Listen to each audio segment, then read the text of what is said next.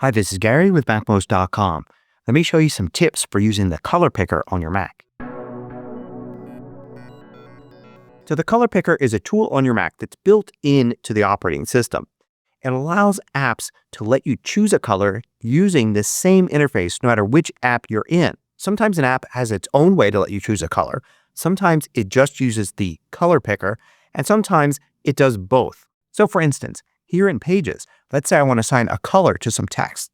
I can select the text like the sentence here, and I could go to text color in the Format, Style sidebar.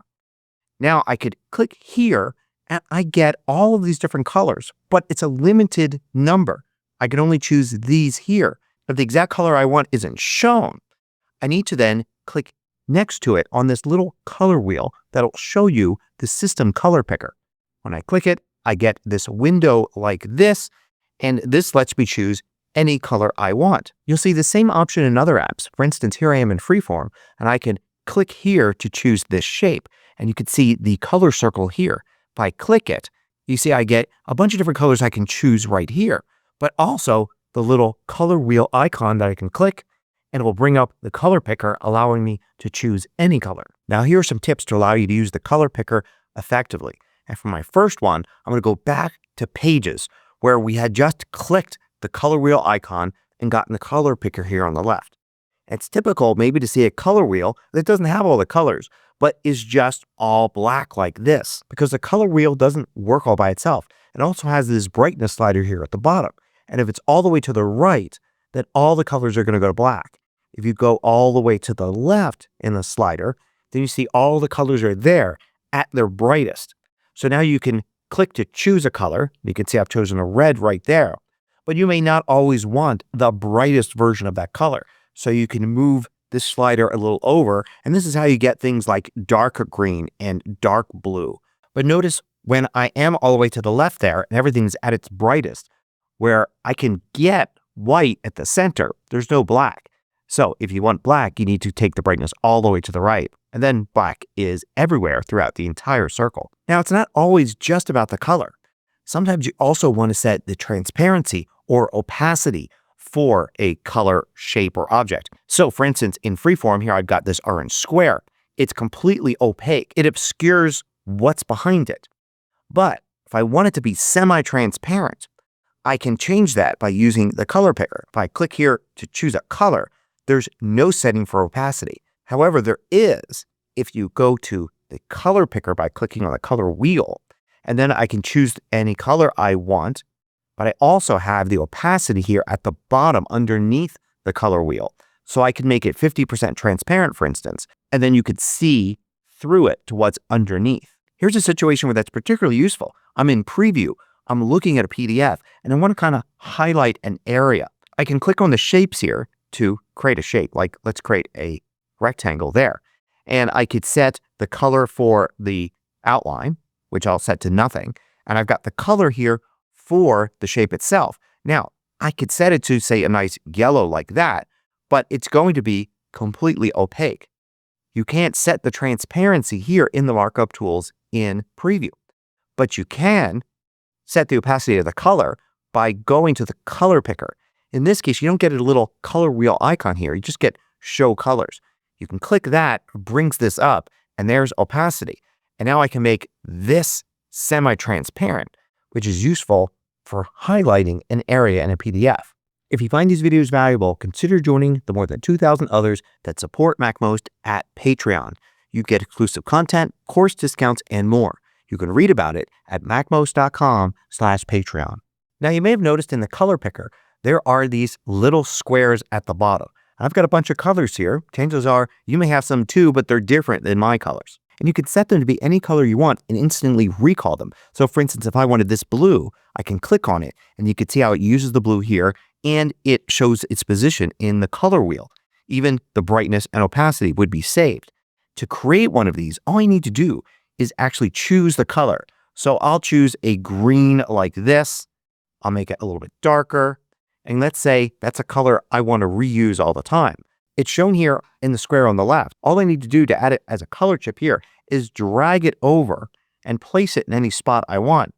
So it's going to appear there now. And anytime I want to use it, I can just click it and it'll go to it. So I can change the color of this. But then if I click here, it's going to snap back to that one. Now these color chips here are called your favorites. And the great thing is that they're system wide. So let's say I'm working on a project and I'm building something in Freeform, but I'm also working on something in Pages here. So I can select this object in Pages and notice how the favorites are the same. So I can choose that same green here in my Pages document very easily, even though I set up this favorite color chip in Freeform. You also can rearrange these by dragging them around like this. If you make sure the color fill window is the actual active window, so I'll click on the top here, and now you can see how it becomes active. You can click on one of these and it will highlight, and then you can press delete on your keyboard and it gets rid of it. They can also select a color by choosing a color from a pixel anywhere on your screen. And you do that using the Eyedropper tool here in the color picker. So after bringing up the color picker in the app you're using, you just find that color you want. I've got an image down here of a sunset, and I would love it if this book used one of the colors from this image. So I've got the book selected. I'm ready to choose a color for the book. Now all I need to do is go down to here, click the Eyedropper tool, and you see how now I can select a color. I'll go into the sunset here and select a nice orange like that. You can see how it changes to that color. If I go back up here, you can see the book's now using it. And then if I like that color, I can drag it over and add it to favorites. Now here's a tip that often people that use the color picker all the time still don't know about. Before I show it to you, note that you could often bring the color picker up without having to actually select a color and then look for the color wheel or a button to do it. You can go to one of the menus, like for instance in Freeform here under Format has Show Colors. You show colors and it brings up the color picker even though I don't have anything here selected.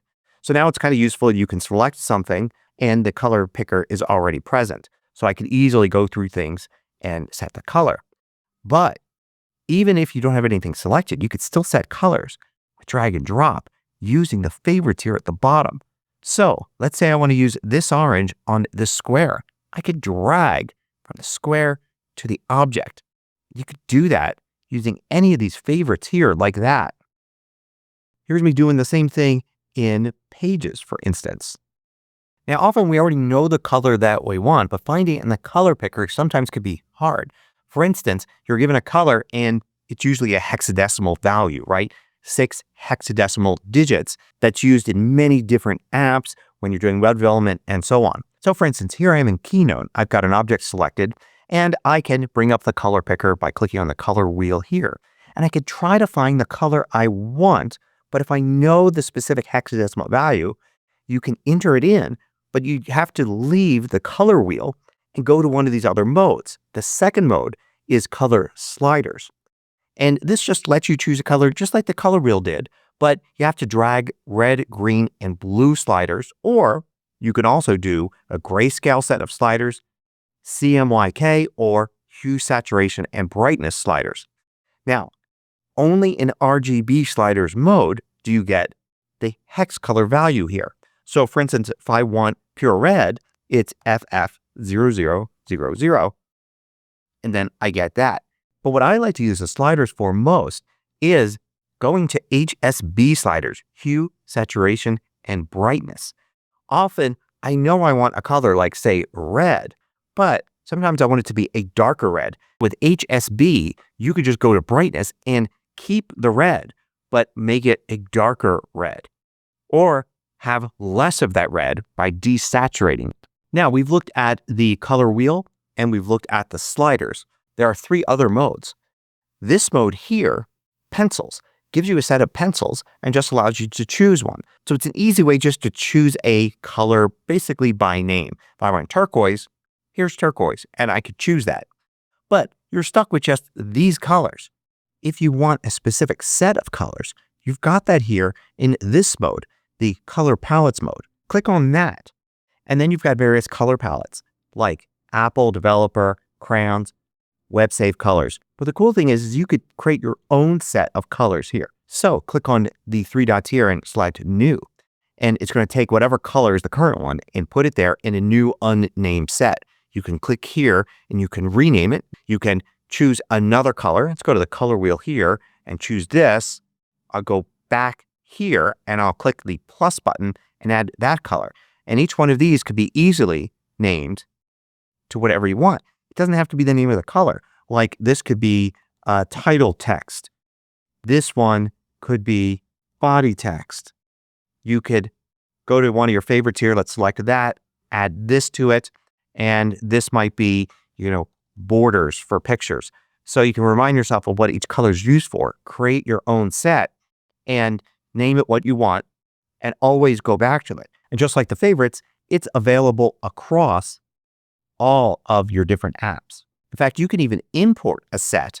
If you go to open there, you can open a .clr file. So for instance, if you're working on a design team or you've produced a bunch of design documents, you might want to provide a .clr file for others to be able to open up and use here in the color picker. You may notice that there's no export option there, but you could find the CLR files you've created by simply going to the Finder, choosing Go, holding the Option key down so you go to your library. Then look under Colors. And here you're going to find all the .clr files you've created. And you can also drag and drop these just like you can from favorites. So I could drag this one right here to an object. Now let's take a look at the fourth mode here, which is the image palette. And it's going to show you this spectrum here. And it's just a different way of choosing a color than the color wheel.